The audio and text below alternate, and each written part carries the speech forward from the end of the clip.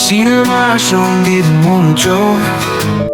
বাংলা গানের জগতে এমন কত নাম আছে যাদের সৃষ্টি আমাদের শৈশব যৌবনের সঙ্গী ছিল, কিন্তু আজ তারা ধীরে ধীরে স্মৃতির ধুলোয় হারিয়ে যাচ্ছেন।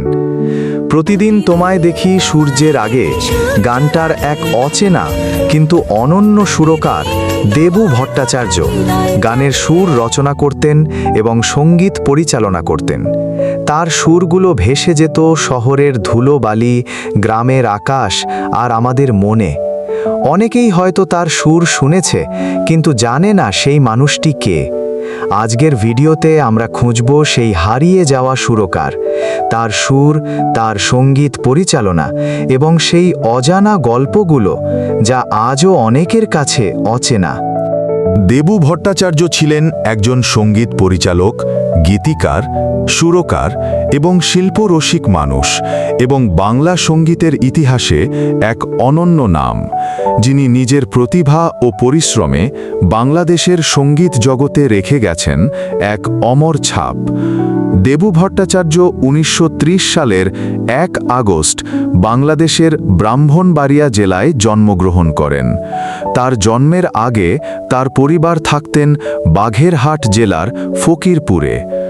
দেবুর বাবার দেওয়া নাম ছিল প্রাণকুমার ভট্টাচার্য, তবে স্কুলে দেবদাস ভট্টাচার্য নামে তার নাম নিবন্ধিত হয়। ছোটবেলা থেকেই তার আগ্রহ ছিল শিল্প, চিত্রকলা ও সঙ্গীতে। ১৯৫০ সালে তিনি কলকাতার আর্ট স্কুল থেকে চিত্রকলা বিষয়ে পড়াশোনা শেষ করেন। সেখানে তার শিক্ষক ছিলেন বাংলাদেশের প্রখ্যাত চিত্রকর জয়নুল আবেদিন। পরবর্তীতে তিনি সহচর্য লাভ করেন আরও ২ স্বনামধন্য চিত্রশিল্পী পটুয়া কামরুল হাসান ও এস.এম. সুলতানের। দেবু ভট্টাচার্য ১৯৪৫ সালে কর্মজীবন শুরু করেন তিমির বরণ পরিচালিত একটি অর্কেস্ট্রা গ্রুপে একজন সঙ্গীতজ্ঞ হিসেবে। সেখানেই তিনি গীতিকার ও সঙ্গীত পরিচালক হিসেবে আত্মপ্রকাশ করেন। নাচ ও নাটকেও তার প্রবল আগ্রহ ছিল। খুব অল্প বয়স থেকেই তিনি বাঁশি বাজানোর পারদর্শী ছিলেন। ১৯৫০ সালে ভারতীয় ধ্রুপদী রাগে বাজানো তার কয়েকটি বাঁশি সঙ্গীতের রেকর্ড বাজারে আসে। ১৯৫০ থেকে ১৯৭০-এর দশকে তিনি ধ্রুপদী, লোকসঙ্গীত ও আধুনিক ধারার সঙ্গীত রচনা করেছেন। এই গানগুলোতে তিনি স্থানীয় ও পাশ্চাত্য ধ্রুপদী ঘরানার সমন্বয় ঘটিয়েছেন। ১৯৬০-এর দশকে তিনি চলচ্চিত্রের জন্য সঙ্গীত পরিচালনা শুরু করেন। চরিত্রহীন, বধূ বিদায় এর মতো ছবিতে তার সুর আজও শ্রোতাদের মুগ্ধ করে। এছাড়াও তিনি বাংলাদেশের প্রখ্যাত অনেক কবির দেশপ্রেমমূলক কবিতার আলোকে সঙ্গীত রচনা ও সুর করেছেন। তার সুর করা এবং মনিরুজ্জামানের লেখা ও রুনা লায়লার কণ্ঠে দেশপ্রেমমূলক গান প্রতিদিন তোমায় দেখি, সূর্যের আগে তার এক অসাধারণ সৃষ্টি, যা আজও সমানভাবে জনপ্রিয়। দেবু ভট্টাচার্য কেবল গান বানাতেন না, তিনি গড়ে তুলেছিলেন এক নতুন ধারার সঙ্গীতবোধ। তিনি পাকিস্তান আমলে পশ্চিম পাকিস্তানের শিল্পীদের গানে সুর দিতেন। দেবু ভট্টাচার্যের পৃষ্ঠপোষকতায় বাংলাদেশি ও পাকিস্তানি অনেক সঙ্গীত শিল্পী প্রতিষ্ঠা অর্জন করেছেন। ১৯৬০-এর দশকে তিনি পাকিস্তানের কণ্ঠশিল্পী গজল সম্রাট মেহেদি হাসান, সুরাইয়া মুলতানিকর ও আহমাদ রুজদিকে দিয়ে বাংলা গান করানোর উদ্যোগ নেন, যেন বাংলা গান আরও বৃহৎ শ্রোতামণ্ডলীর কাছে পৌঁছে যায়। এই সময়েই দেবু ভট্টাচার্যের সুরে মেহেদি হাসান বাংলা ও উর্দু গান গেয়েছিলেন বলে সূত্রে জানা যায়।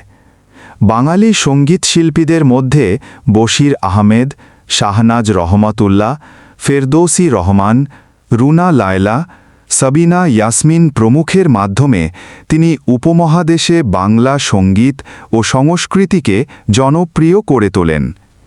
তার অনুপ্রেরণাতেই আলতাফ মাহমুদ বড় মাপের কণ্ঠশিল্পী ও সঙ্গীত পরিচালক হিসেবে গড়ে ওঠেন। টেলিভিশন ও মঞ্চে তার জীবনের সর্বশেষ পরিবেশনা ছিল জ্যাজ শিল্পী চিকো হেরম্যানের সঙ্গে একটি যৌথ ফ্লুট সিম্ফনি। 1975 সালে মুক্তিপ্রাপ্ত চরিত্রহীন ছবির জন্য তিনি ও লোকমান হোসেন ফকির যৌথভাবে শ্রেষ্ঠ সঙ্গীত পরিচালকের পুরস্কার পান। আর 1997 সালে মৃত্যুর পর তাকে দেওয়া হয় দেশের অন্যতম শ্রেষ্ঠ সম্মান 21 পদক মরণোত্তর। এবং 2015 সালে বাঁশিতে সংস্কৃতি মঞ্চ স্মারক শুভেচ্ছা মরণোত্তর দিয়ে তাকে সম্মান জানাই। 1994 সালের 30 জুন মাত্র 64 বছর বয়সে এই শিল্পী ঢাকায় চিরবিদায় নেন, কিন্তু তার সৃষ্টি আজও আমাদের মনে বাজে। বাংলা সঙ্গীতের ইতিহাসে দিবু ভট্টাচার্য চিরকাল এক উজ্জ্বল নক্ষত্র হয়ে থাকবেন। আজ সিনেমা সঙ্গীত মঞ্চের বন্ধুদের পক্ষ থেকে এই শিল্পীকে শ্রদ্ধা জানাই। প্রতিদিন তোমায় দেখি সূর্যের আগে গানটা আপনাদের কেমন লাগে কমেন্ট করে জানাবেন, আর ভিডিওটা শেয়ার করতে ভুলবেন না। পরবর্তী ভিডিওর জন্য সাবস্ক্রাইব করে আমাদের পাশে থাকবেন।